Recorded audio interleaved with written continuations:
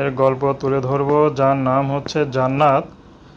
জান্নাতের বাবা, জান্নাতের মা আছে, ছোট একটা ভাই আছে। বড় এক ভাই ছিল, বিয়ে করে আলাদা হয়ে গেছে, তাদের আর কোনো খোঁজ খবর নেয় না।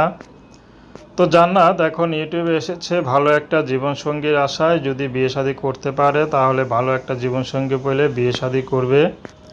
কারণ জান্নাতের ব্যক্তিগত কোনো পছন্দ নেই। জান্নাতকে যে আপন করে নিতে পারবে সে মানুষটি বিবাহিত হোক আর বয়স বেশি হোক, সমস্যা নেই।